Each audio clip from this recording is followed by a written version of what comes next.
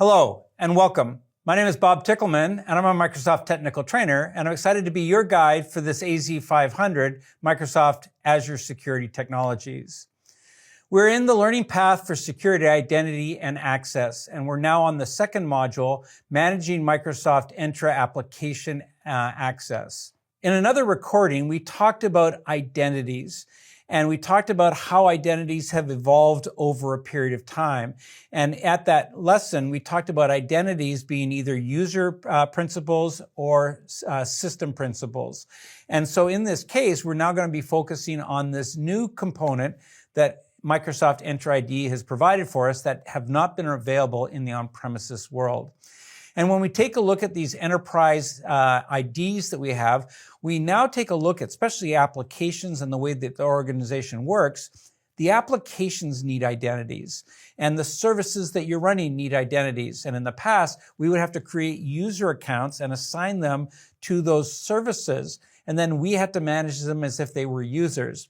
So one of the benefits that Entra ID provides is these modern identities, not just based on the protocols, but we're now going to be able to take things like legacy applications, modern third-party applications, as well as services across the broad spectrum of Azure, and now provide identities to those services so that they can be safe and secure and go through the same authentication and authorization process that we've relied on for users and groups that we've covered in that other recording. So the first one we want to take a look at is enterprise applications.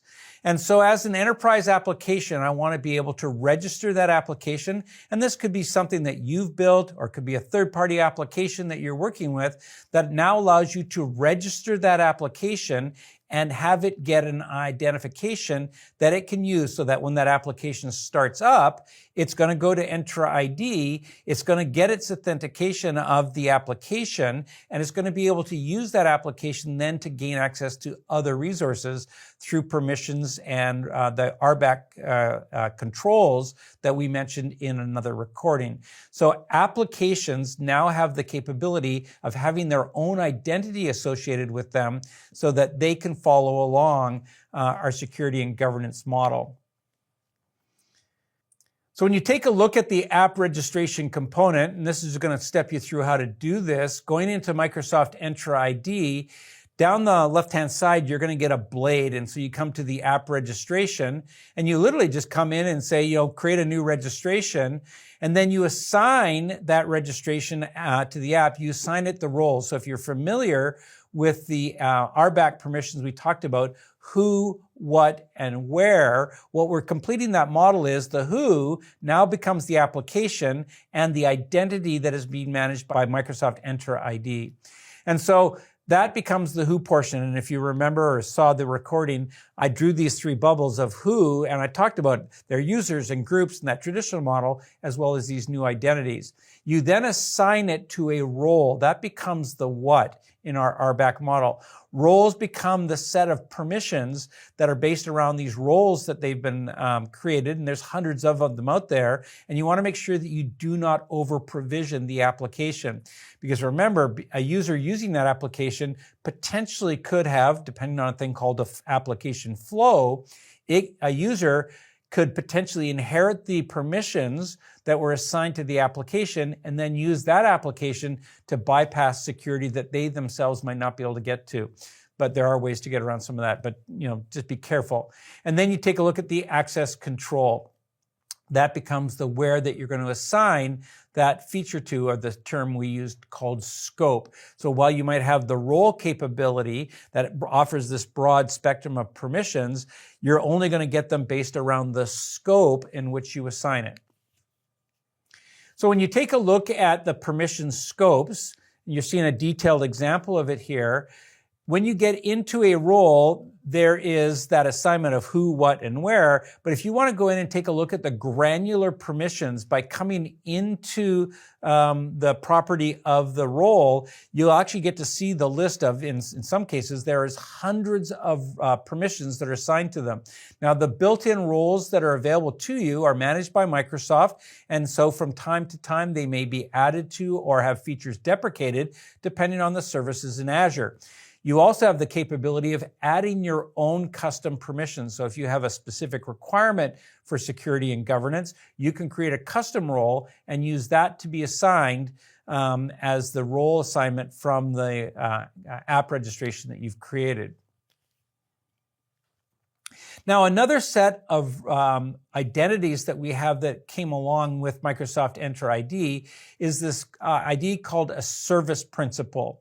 We've got enterprise apps, we've got app registrations, and we've now got service principals. And the service principals fall into two categories, what are referred to as system-assigned managed identities and user-assigned managed identities. So a service principal is a security principal, which is part of an identity model that you're working with. So if you remember back in the recording where we started this lesson, you'll see that hierarchical structure. So service principals are one of two types of identities that can be assigned to a whole set of services inside of Azure. And so you can assign them to a storage account. We'll give you examples as we go through this course that you can assign them to other resources, network components that they can try and gain access to something. Now, the key difference here is a service principal can be, as said, one of two. As a system-assigned managed identity, it lives and dies together or gets managed, what the technical term is, has the same life cycle as the system-assigned managed identity is created for this service. They manage that together, so they get used together, and if one gets deleted, the other one gets deleted as well. So if you delete the application or the service that was using it, the identity that was matched to it also gets deleted, so it doesn't create that attack surface. And if you delete the system-assigned managed identity, the application will no longer work. So it's a great way to create that ease of administration and now provide granular control to the applications or services that you're working with. So taking a look at the details here of that relationship between applications and the application that may use this. Now, you can have an application identity. Absolutely, we talked about that earlier on in this lesson. But you can now have an application that maybe you wrote that it will then go get an identity that is going to be provided to it, and it can then use that identity for things like going to Key Vault to get certificate and grant access to information. So there's a relationship between the objects of the application and the service principals and the type of service principal you're creating. So remember, on an application that has a system-assigned managed identity, there's a one-to-one relationship. They share the common life cycle. And if that application is a user-assigned managed identity, it shares that identity with potential other applications, and they don't share the same life cycle. So this way, if one of the applications or one of the services that used that user-assigned managed identity, it still is out there, it still performs and provides that identity service for the remaining applications or services, so they don't share that common life cycle. So here's the book definition that talks about the system-assigned managed identity, and you can actually create it. So you're seeing, creating a virtual machine. You can actually create the system-assigned identity that you then have when you create the resource itself. So in the generation of the resource, it builds that system-assigned managed identity for you. Looking at the user-assigned managed identity, you typically create this beforehand. It can also be created in some cases when you create this service that needs a user assigned, but then it's also available to be used by other services that as you build that service, you would assign the user assigned managed identity to it. Another feature that we have is an application proxy, and this typically goes back to those on-premises applications that you might want to extend this identity management plane to. So everything I've been talking about, we're typically inside of Azure. So specifically for the system-assigned managed identity and user-assigned managed identity, those must be cloud-hosted features. The enterprise applications that you could then register are typically running in the cloud. For an app registration, you then take an application that might be, as I said, running on premises, and what you would have to do is create an application proxy that provided that go-between between the on-premises application going through the proxy service to then use the identities that are being provided by the cloud provider, in this case, Entra ID. So there are ways for us to work with this.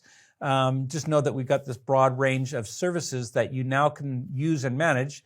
Our job here is not to teach you all of the features and how to enable them, but know that for a spectrum of authentication, from a governance perspective, we could take any type of application, the legacy applications on premises, legacy applications in the cloud, modern applications in the cloud, and then services, and manage them through this various types of identities that we've shown you. So what we've now done is we've gone through and completed our identity discussion. We first started off in another recording where we covered the typical user identities that you deal with and the ways to manage them from an authentication and an authorization process. In this module and this recording, we specifically looked at the modern features of Microsoft Entra ID and its ability to handle a broader range of services and applications to now grant them very specific identities that now include them into our governance plane from an authentication and authorization source. Thank you for watching this recording. I look forward to seeing you at a future recording.